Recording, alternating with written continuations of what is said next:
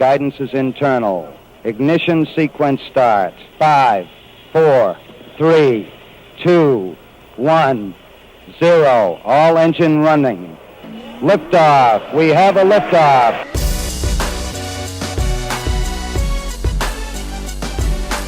Permission to board. Permission to come aboard. Permission to board. Permission to bring me aboard. Permission to come aboard. Welcome to the Permission Granted podcast. Here's DA. All right, welcome to the freshest edition of the Permission Granted podcast, everybody. Our show within the show, available on iTunes, on SoundCloud, on our YouTube page, youtube.com/TheDA Show, and our Facebook page, facebook.com/TheDA Show. Mraz will join me coming up here in a little bit to discuss some of the inner workings and inner friction we have going on here at CBS Sports Radio. A couple of shows at each other's throats. He's the insider in terms of gossip, so we'll have to go to him coming up here in a little bit.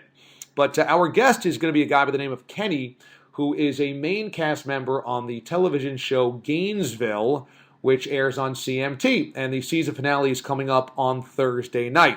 Well, the production company that created Gainesville is Wheels Off Entertainment, a New York City-based production company here in the NYC, which specializes in nonfiction TV and documentary film and stuff on the web, and my brother actually works for them. Jason Amendolara, a.k.a. Jay Amendo, camera guy for them, and was part of the cast, part of the crew rather, that recorded, filmed, etc. Gainesville. And so he came back after the shoot after months of working down there, and you know, when it was aired here on CMT, I started getting into it through him, and I'm totally turned on to it. I really like it. It's cool. It's about a couple of 20-somethings and their friendships and their inner workings and, you know, their interrelationships and getting jobs and some legal trouble and stuff like that. And it looks different and feels different than your normal reality show because it's a little bit more in depth and it's a little bit less shock value-y, and it's also really shot beautifully and edited beautifully. It's just, it looks different. It looks more like a film. And so, you know, me being kind of a filmy, communication-wise broadcasting guy, I really kind of got addicted to it. So it's a really cool series, and if you missed this, you can always catch it on demand. I usually catch it that way since I'm on the air during most of the episodes. Anyway, one of the main characters is Kenny, and we reached out to CMT, and CMT was nice enough to have him join us here on the show, and the final episode is coming up on Thursday. So very cool to have Kenny from Gainesville joining me here on the Permission Granted podcast. I caught up with him yesterday. One of these shows that I'm totally into this fall is Gainesville, which airs on Thursday nights on CMT. If you've missed it, it's been great. You can catch up on demand, but the season finale is coming up on Thursday night, 8 p.m. Eastern Time, 7 p.m. Central. And one of the guys from the show is going to join us right here, right now. Kenny Chappello. Kenny, the one of the big guys on the cast, is joining us now. And Kenny, how are you, bud? Good, man. Good. Just got out of the gym. Just talking to my good friend DA now. Well, I appreciate you finding time for us. And the show has been really cool. What has it been like to, you know, kind of live your life and do the show and then watch it after it comes out of the other side, produced and edited and now on TV? You know, it was in the beginning, man, it was crazy. You know, you keep looking over your shoulder and you got this big guy with this beautiful camera looking right over you, not letting you go anywhere without him, you know. So beginning it was hard, but, you know, I would say 2 weeks into it, you know, I was like, where's my cameraman at? You know, like you almost missed him. You know, it was a good time. And seeing how in the time we put, you know, 6 days, 7 days a week into filming and just watching how it just blossomed into this beautiful show and how they just took that, you know, the way they made that cinematic format and they just made it so beautiful. And it just shows the good edge to Gainesville. You know, it's not just that college town that everyone thinks of Gainesville when you hear that, you know, go Gators, by the way. But, you know, there's a beauty to Gainesville. You know, there's other things to do with it, and you know they really showcase that, I think, on the show. That's a really good point. I've been to Gainesville before for a Gators game, and it is a fun town. It's a great college town. The atmosphere at the swamp is amazing. But you're right. I mean, it's so scenic, and you got the water, and you've got and the trees, and you've got, you know, it's just really, really scenic, and they captured that pretty well. And so you're right. I mean, it's one of those things they don't usually focus on that type of thing when you're making the quote-unquote reality TV show, you know? Yeah, you normally don't. You know, you usually get like a guy that's a little shaky in the hands. You know, he's had too many energy drinks. And, you know, they're like kind of like getting these weird angles. But, you know, they really just know what they're doing. And it surprised me so much, you know, just having these producers come in and make such a good storyline, you know, with us. And how they can make us look that interesting, man. I figured I wasn't that interesting, but I guess I was wrong. Well, there's one scene in the early episodes where you and Beth have gone out a few times or whatnot, and then you guys really have kind of a huge blow up, and it's kind of at night, and you guys are kind of screaming at one another. And I was thinking, boy, when you're in that moment, the emotion is kind of pouring out. Do you even know that the cameras are there, and you want to withhold a little bit, or do you just kind of like ignore that the cameras are there and it all just pours out? You don't really know what you look like on TV until you see yourself on TV. And I've only been on TV for like a small interview, and the way it is, you just don't hold back, because if you hold back, it's boring. Take your argument and run with it. You gotta win your side, especially with a woman. You can't let women take over your lives. I mean, we're going to in the end, but that was real, man. That was us both with emotions, just letting loose and just showing you that we had feelings for each other. We have feelings for each other. It's hard to explain. You don't think anything about a camera when you're in a heated moment like that. So, as we are in the series, you guys have had some chemistry for a while, and then you've tried to keep things a little platonic, but who knows, maybe there's a little bit more of a flame that's flickering there. When you try to have a relationship or try to work these things out and it's on TV, does it put like crazy stress on it to try to, I guess, kind of protect it from getting too crazy? Yeah, I mean, it's hard to, it's really, that's kind of a hard question, I feel like, because, you don't want the cameras to jeopardize your relationship with her, so you just ignore it. You ignore the fact that there's cameras involved. And, I want the truth, and she gave me the truth. She was definitely not scared to give me the truth on how she felt about me. So that's how I look at it, man. If you like somebody, man, don't, even if you have 15 cameras staring at you, so what? Show her that you like her, man. It's cool because I think there's natural chemistry with all of you guys. I mean, you and Brian are obviously buddies, and the girls are friends as well. And I think that's why it works. It feels like some reality television shows might just throw a bunch of people together that don't really know one another. Heck, that's the basis of a lot of reality shows. But for you guys, I mean, you guys have legitimately been friends for a while, and that really, I think, comes across on camera. Yeah, there's these reality shows that come out. It's a group of guys, group of girls that come together and they live in a house together, and they kind of just film what happens. We've already had history together. We already know each other. We already love each other. We already know who each other are. So it's just, we're going to probably fight just as much, or we're not going to hold anything back because we already know each other. I know Beth's good side and Beth's bad side. I know Austin's good side and bad side. I know what not to say to Brian when somebody's around. Like, I know this stuff. But, it's not like I just met this person, 15 weeks before we started filming. These are friends of mine that I've known for such a long time.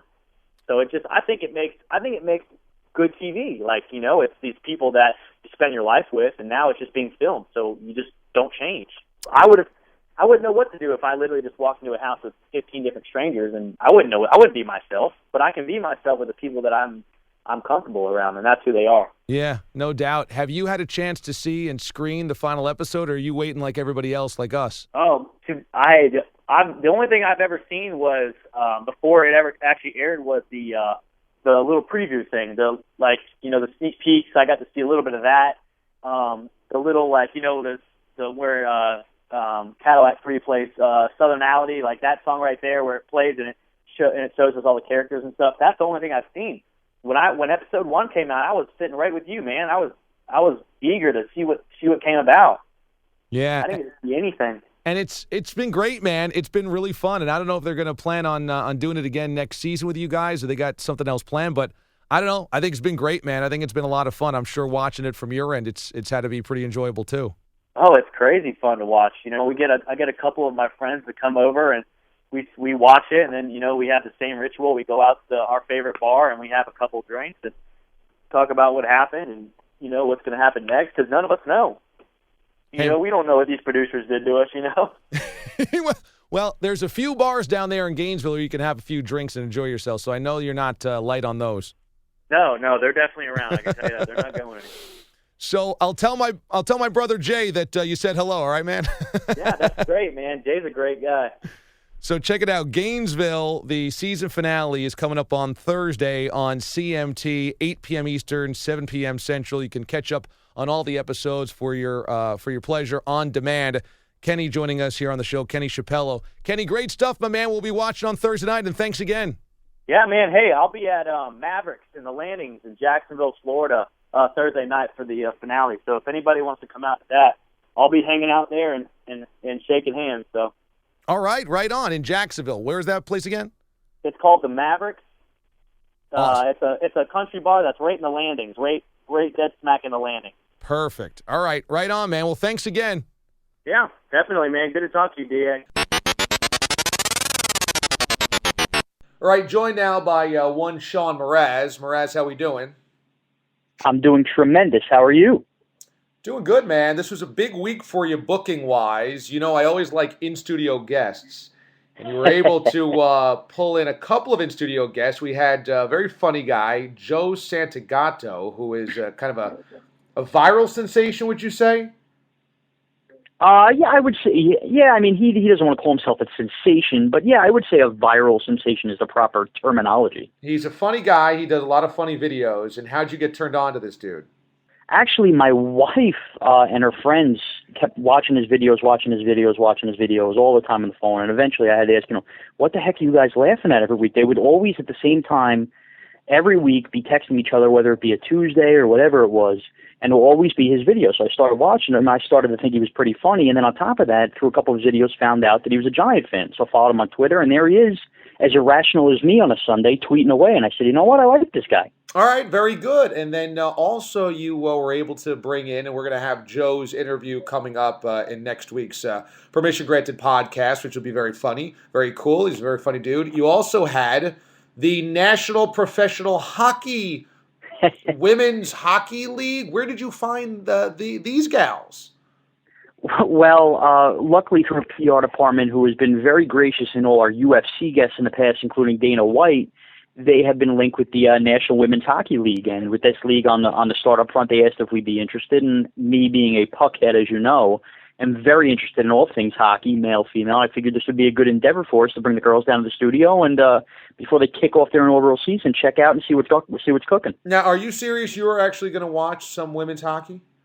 I will. I absolutely will. That's how much I love hockey. I enjoy the women's hockey in the Olympics. So, listen, am I going to sit there and be the biggest diehard and locked into every single game? No, but if it's on, yeah, sure, why not? I'll check it out. Okay, so that's coming up in future Permission Granted podcasts. So when we ask Mraz to go booking our in-studio guests, he goes to YouTube and the Professional Women's Hockey League. Okay, all right. You get what you get. You don't fret. Okay, all right. There's been some controversy brimming in the CBS Sports Radio land, and we talked a little bit about it on the show last week. And that was that Gio and Jones, our morning show, I guess was playing audio of Amy, our overnight host, and I guess she mispronounced Johnny Cueto's name very slightly. Cueto, kind of like Kuwait, and then just had the O, right? Yeah, if you want to use that as the example, I think that's accurate. So they were playing this on the air, and then I don't know how it happened, but then she came on the air to defend herself, and it sounded like she was very upset. Now, do we have any fallout after that? This happened about a week ago. You kind of are a mole of the newsroom. What's been going on between those two shows since then?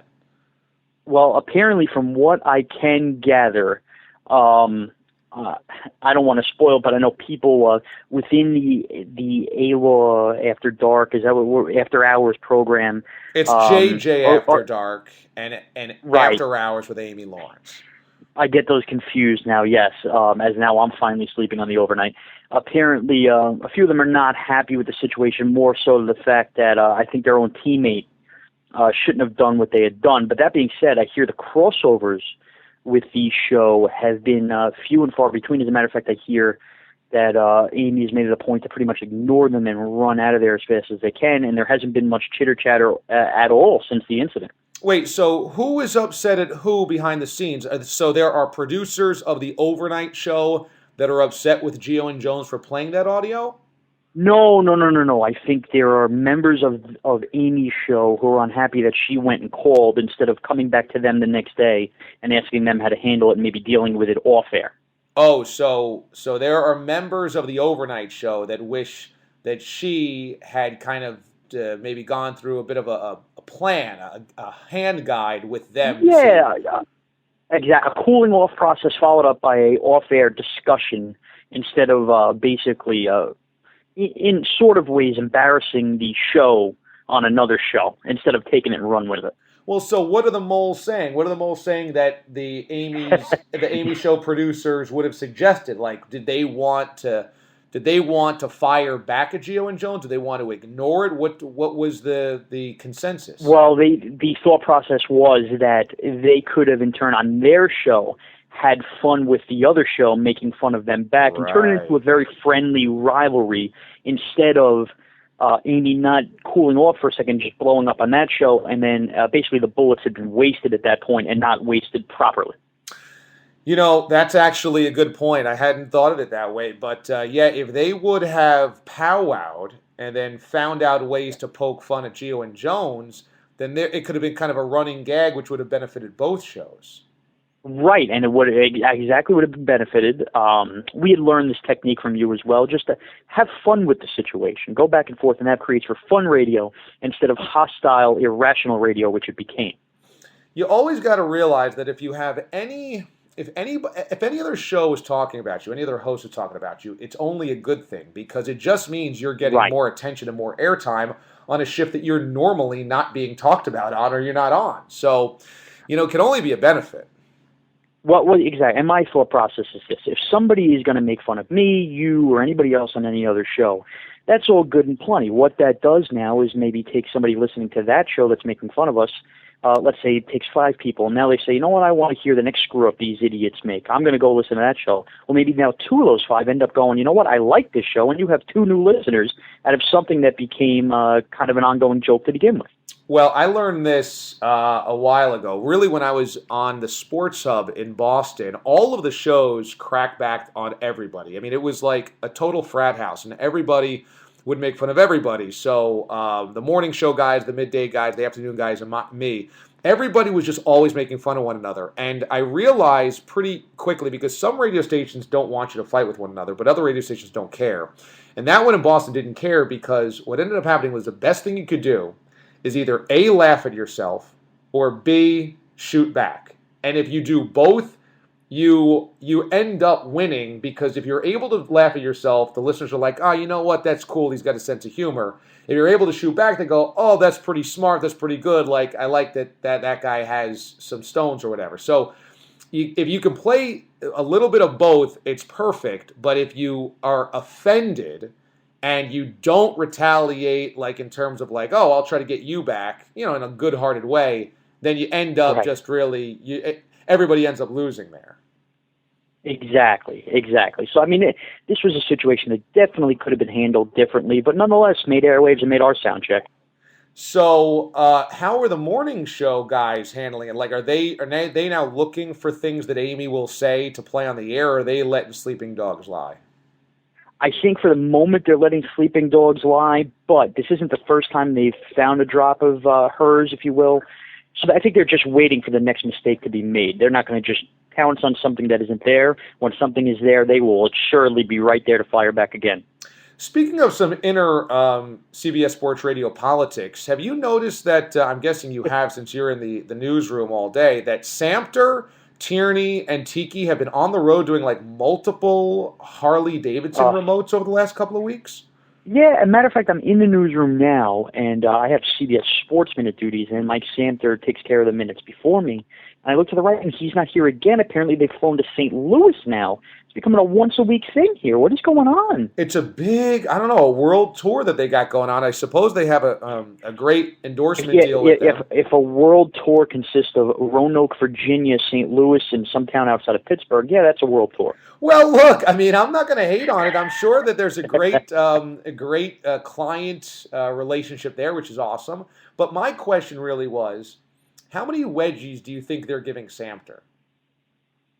Ooh, good question. I would think a lot. I'm surprised on one of these flights he hasn't been stuffed in an overhead compartment. I think the funniest thing is I keep getting these pictures in my Instagram or Twitter feeds every trip they take of basically Samter acting like he's Mr. First Class. Now, let's be honest, if he's not flying next to Tiki, I highly doubt he's flying first class in that situation, almost like bragging like he's the man. You know what I mean? Yeah, no, I know what you mean. And, you know, Samter is a smaller guy. I feel like he's almost like a bit of a mascot of sorts. He's a happy-go-lucky guy. He's a shorter guy. He's able to laugh at himself.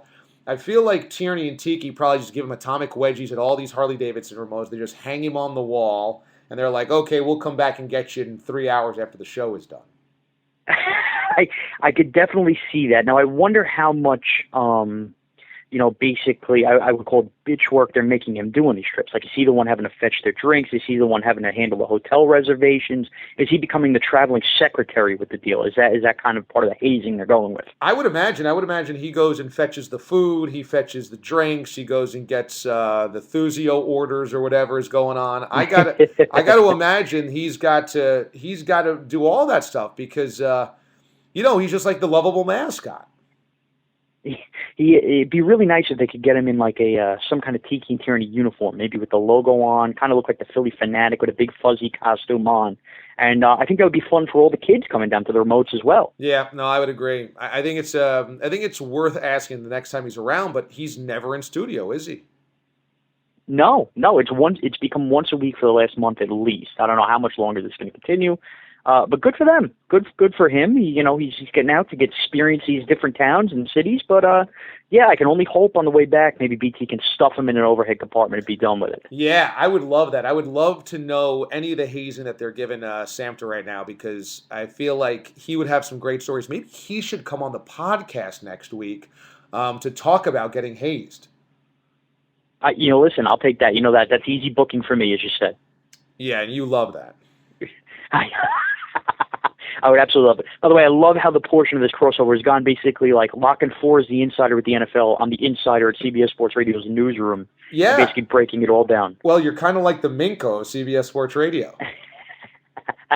Ears to the ground, figuring it all out here. All right, so coming up in the crossover for you, Side B, who you got coming up? Is it Jolt and Joe? We have Jolt and Joe, and I got to go over some things with Jolt and Joe. As you took shots at me earlier in the podcast, well, not really shots, subtle shots about, what I get in studio and whatever. I'm kind of not happy with the direction Joe's gone when I've been out days like I was on Monday. And I got to talk to him about this. I think he's doing great things for the show, but I think he's showing me up a little bit, and I got to air it out with him. I love this because I think it was the first week he worked, you got all over him for trying to do too much, trying to work too hard, trying to be too much of an achiever. So this is coming full circle again. Yeah, well, I mean, I'm out Monday. I took that giant flu day, which ended up being a disgraceful day off. And I'm sitting there on Twitter, and he's booking Kirk Ferenc and Bishop Sankey. It's showing me up. He's a better producer than me right now. I got to tell him to back off a little bit because he's going to get me wildly pipped. Look, I don't want to say he's a better producer than you, but he's pushing. He's pushing hard. Listen, I'm no idiot. I see it coming a mile away, so I got to tell him it might be for the good of the show, but relax a little bit. Not good for my career. Okay, that's coming up next here on the Permission Granted podcast. Mraz tells Jolt and Joe, don't work so hard. This is the Permission Granted podcast. We unveil every single week here on the DA Show. All right, welcome into Side B of the PGP, Permission Granted podcast. I am the executive producer of the DA Show, Sean Mraz, joined by the one and only assistant producer, Jolton Joe D'Aloisio. Joe, how are you? Mraz, I am doing wonderful. How are you today? I am tremendous. There's several things I want to get into here in Side B. Some fun stuff coming up. I also have to get into my situation that I teased last week about a certain restaurant giving me a situation. What a disaster. Can't wait to hear that one. Right. But first I want to start with, quite frankly, your work ethic and several things having to do with you on the show and something I'm not happy about. You're not happy with? I think in general, if I was a real team player, I should be thrilled. But for my own personal interest, I'm not happy. And that is, I took off on Monday night. I had a little giant flu, as I'm calling it. I should have not used a day off after what went on Monday night. You probably were really sick after watching that performance. Right. Disgrace. But yes, I took off. I saved a vacation day, used it. And you pinched hit at producer as the EP of the show. And you've done a really good job, in my opinion, from afar every time you filled in for me since you've taken a job. And what I'm finding out is you're very good with the guest booking. You really are. You're exceptional. I think as me as the EP and you as the AP, I could learn a thing or two. And you're pushing me here. But I think you're overachieving a little bit, and it's really showing me up. I mean, on the show, I'm off on Monday night. You end up getting a professional football player in Bishop Sankey from a game in which DA was at as he went down to Tennessee. And then you go get Iowa coach Kirk Ferentz, who I've tried to get on the last 2 years on the show, haven't had any luck. And now they're even more relevant than they've been the past 2 years, and you get him on. What is with the overambitious guest booking and then making what I put out as a product look like utter crap? Mraz, well, I'm a young gun here. I need to earn my stripes, and I need to make sure that if anything were to happen to you, I could take over and everything would be fine. What does that mean? What's going to happen to me? I don't know. You keep eating the way you are, you never know. Listen, Joe, this is great for the show. You're putting out a great product. It's not great for me, though.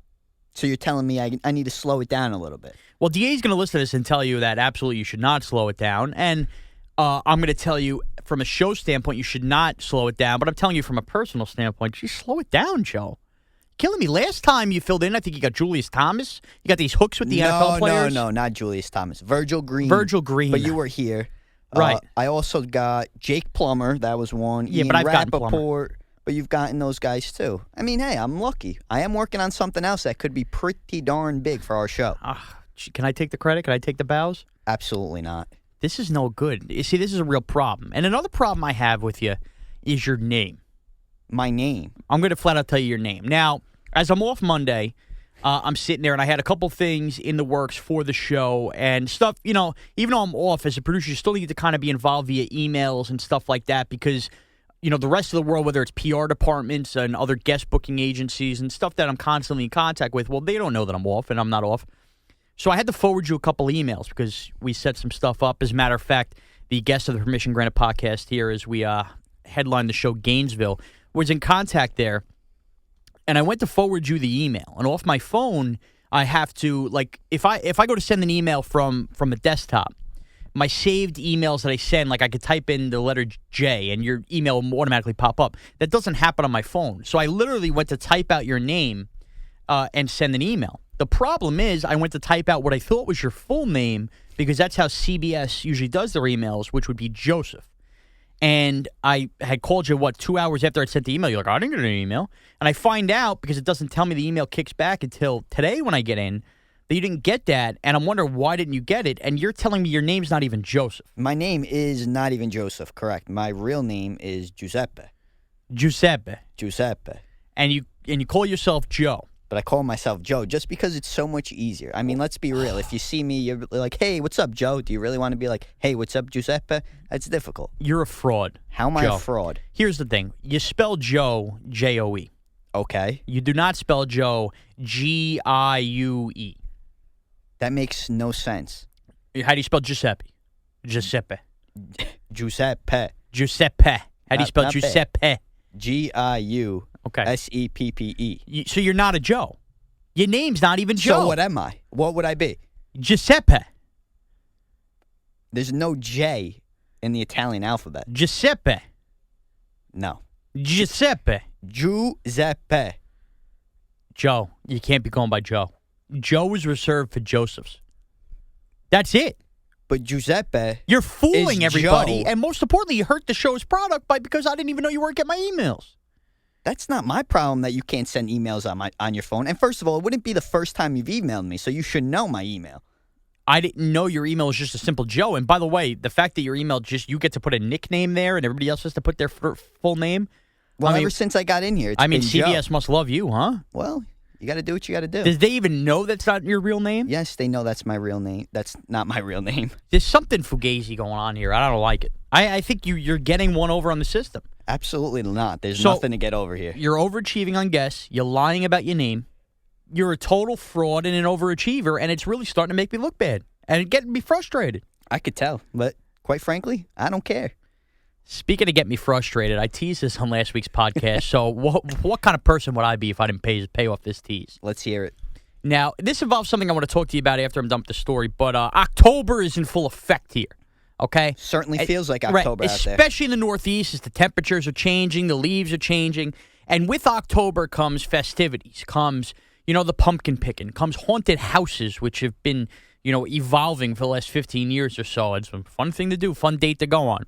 And up here in New York, we have this thing called the Rise of the Jack-o'-lanterns, which I think it's in San Diego, Los Angeles, and New York. And basically what it is like these artists carve these unbelievable jack-o'-lanterns out. They're like artistic and to the point they look fake. Like Taylor Swift was carved in one of the pumpkins. So my wife wanted to go to this last weekend. Great. Okay, well, I'm all for a little fall fun. Beforehand, we got to do a little dinner, right? You're going to do a little dinner to go with the activity date.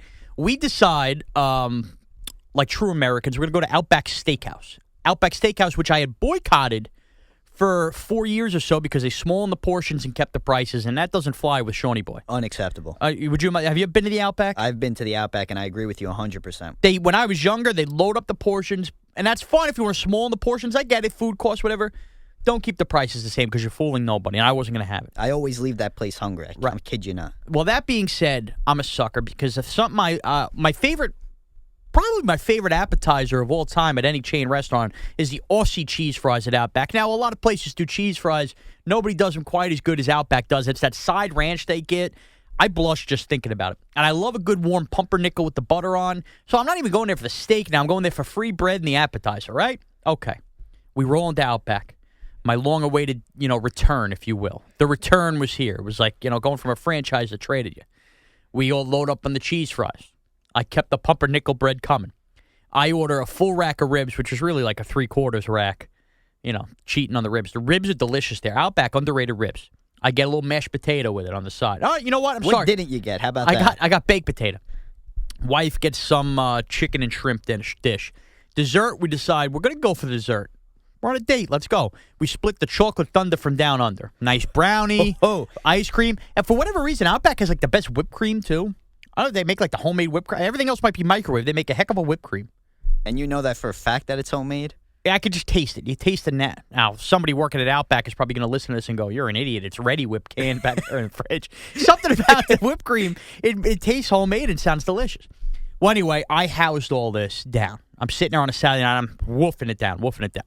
So now our ticket time to enter this Rise of the Jack-o'-lanterns is like an hour and a half after dinner is finished. I didn't time it out right. I thought we'd have to wait longer at Outback, whatever. So there's a department store in the same shopping center of the Outback. My wife says, I want to go look at area rugs. Come on, we have some time to kill. Let's go in there. All right. If it's up to me, let me stay at the bar. The Rangers were on, college football was on, whatever. We're walking around, and boy, I felt like I just got punched in the stomach, Joe. Oh, man. Brutal. I didn't have a warning shot, anything like that. And I looked at my wife, and she is so grossed out by me now that she just knows when the Pooh Bear comes calling, if you will. She looked at me and said, are you kidding me? Before I could even say a word, I said, what do you want me to do? Like a scene out of a movie, Joe, I waddle basically, not lifting my leg, just sliding my feet across the department store gliding floor. Through the I'm department gliding. store. I'm just shimmying my feet, and I have to go up an escalator and to get to where the restroom would be. I ask a maintenance guy on the floor, sends me to the back. I get to this said restroom, and there's caution tape, like an X, crossed on the men's bathroom. Oh, no. And I see there's a guy in there mopping, and a bead of sweat starts dripping from my head. In my mind, I'm thinking, well, I'm going to have to embarrass myself and go in my pants here. And luckily, and my only selling point to that was I could buy new pants and underwear here at this department store. Except, hold on. Yes, you could buy new pants and underwear, but you would still stink. I hadn't thought that far ahead. So I look quick. I see two women walk into the women's room. So that suddenly became not an option because I wasn't going to get arrested. You know what I mean? Like for having to go into the women's bathroom and basically destroy it, if you will. So now I turn around and I think of my basically a Hail Mary, if you will. I'm backed up to the 50. We're down by 4. I got to launch it to the end zone. I have to make it back to Outback, which is in the same shopping center.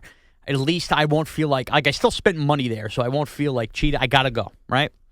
So at this point, my wife, Kat, she's looking at socks or something. She goes, you already done? I go, I'm not done. I got to go to Outback. In the middle of the store, are you kidding me? You're disgusting, you know that? Couldn't even hear. I'll call you, I tell her. Have your phone on, I'll call you. I fly out of this now, and I mean, I'm prairie dogging, man. It's like, I'm about to give birth, essentially. Jeez. So I'm walking up and down curbs. I'm trying to cut around because it's like an L-shaped shopping center. And now it's brewing probably, Every right? step I take, it's like, that's going to be it. And I'm going to have to curl up and die here on this sidewalk. So I keep walking. I finally get to the door at the Outback. I've basically made it. And my mind is ready to let loose at any second. You can't trust my body in this spot. I push a door open at Outback about as hard as you could push open. And what's on the other side of it? A handicapped man with a cane trying to open the door. Oh, my God. I send him flying. Did you see if he was all right? Here's the problem. I sent him flying. I could see, like, he actually flew back into, like, a bench full of people waiting to be seated. Some woman might have been with him, might have been that screams, "Excuse me! Excuse me!" And I know I'm completely in the wrong. I don't even have time to apologize. Joe, if the words "I'm sorry," like if I talked, the air coming in, any little oxygen coming in is going to push what I have coming out right out. I ignored them. I felt like the biggest buffoon in the world. That is such a scum move. I get to the bathroom. Thankfully, nobody's in the stalls. I get into the stall. I mean, you talk about a photo finish. Seabiscuit just wins by a nose. Everything, reached home. It was a good 16 minutes I spent in there in utter shame. 16 minutes? 16, I timed it. Joe, leaving there, I did something like American Ninja Warrior style. Now, hold on. I hope you went back to the exit to make sure the old man was okay. Funny you should say that, Joe. This is what I'm going to get at. I can't go back there because I'm afraid there's going to be like a mob of people ready to murder me. You're a disgrace. There was an emergency exit back by where the bathroom was, where I guess like the workers might take their smoke breaks and stuff. Employees only? Joe, I flew out of there, walked all the way around the back of the shopping center, and then found my wife standing cross-armed at the car. You're a disgrace. I couldn't go back there. I couldn't face the people. What was I supposed to say? Guys, listen, I'm sorry I almost broke, Uncle Jimmy's hip. But the Pooh Bear was coming. You should have checked up on the guy. You should have said, "I'm sorry, it was an emergency." I think they would have understood. Joe, this was I was in a bad way. I was embarrassed. I was embarrassed. And you don't get embarrassed very easily. I'm thinking I need to go to poopy rehab. Do they have that? They should. My colon's a disaster. Oh, God. I apologize. Well, anyway, Rise of the Jack-O-Lanterns ended up being good there. So you finally got there. We finally got there, and that was fun. I also did this weekend. I did a little spooky walk. It was like a haunted house. Did a little of that. We did the pumpkin picking, the apple picking. You do any of that? Honestly, I've never gone to a haunted house. Really? Never. I've done the apple picking and the pumpkin picking a couple times. I don't know why. I'm not like a big Halloween guy. It's always like a last-minute thing for me. Even like going to college and stuff, I wasn't really into it. It would be like a last-minute thing. What do I have in my closet that I could just turn into a costume? I'm not a big Halloween guy either. I don't love the dressing up or any of that. I feel like if I have kids eventually dress up, like even when these costume parties come around, like, oh, yeah. Like one year I was a black-eyed pea. I drew the letter P on my shirt and put eye black on myself. How is that a black-eyed pea? P, black eye. That's horrible. That's the kind of costumes I come up with. See, me, I go with the plain nerd. I mean, that's so easy. To get the dress pants, the hike them up, glasses. the glasses, and it's so cost efficient. It is. And that's these costumes, you go to these stores, Party City, whatever they are, it's ridiculous. For something you're going to wear once. Exactly. That's why I really don't do the costumes. Like I said, I'll get something quick together at Will the you house. do something this year? Well, you'll be working, I'll right? be working, but I get out at midnight. If my friends happen to be in the city, I guess I'll just come to work in my costume and meet them there. Oh, fun. Nothing like going straight out after work. Yeah. I mean, I'll be off. I'm sure my wife's got something up the sleeve. I got to avoid dressing up. I got to avoid it. I mean, I've been some really crappy things in my life. What's the best costume you've ever been? Probably Yankee Stadium Cracker Jack vendor. Interesting. Basically, at a Yankee game when I was younger, we found one of the buttons that said like Cracker Jacks $4.75 or whatever, which is cheap now. And they dressed me up basically looking like the Good Humor Man. And they got my parents got a bunch of mini Cracker Jack boxes that they pasted, and they built like a box with the straps that went over me. And I had like a Yankee hat, and I walked around like a Yankee Stadium vendor selling Cracker Jacks with the button on my shirt. Pretty creative. I like that one. That was homemade. You should be the Dr. Pepper guy this year. I don't know What, why. the guy from the college football playoff commercials? Yeah. Oh, come on. That's not happening. Why not? I could see it. You kind of look like him. I don't want to be that guy. You know what? I think they should abolish costumes. That's it. No more dressing up. You're like the Grinch. The Grinch who stole Halloween. Yeah, something like that. Ah. Why? I don't know. I hate Halloween. Get me to carving the turkey. When I could eat, that's better. Of course. But I'm sure you love the candy on Halloween. But there's only so much candy you could have. You know what I mean? Favorite candy? Mike and Ike. Mike and Ike. What You? about chocolate?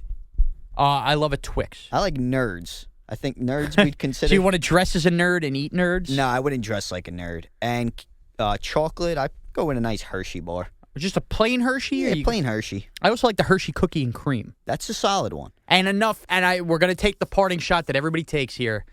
Don't be the person that gives out the candy corn to the kids on Halloween. Or the pennies. You're creepy. You're weird. Stop it. Yeah, the pennies, the apples, I don't want any of that. And you know I'm a health freak. Don't give me an apple if I come knocking on your door. I get my own apples. Exactly. Please. Seriously. Granny Please. Smith all over the house. Give me a Snickers. Well, that's gonna wrap it up for the Halloween. Sean almost poops himself, and Joe overachieves portion of the Side B Permission Granted podcast. Remember, you can follow me at Twitter at MrazCBS. Joe D CBS.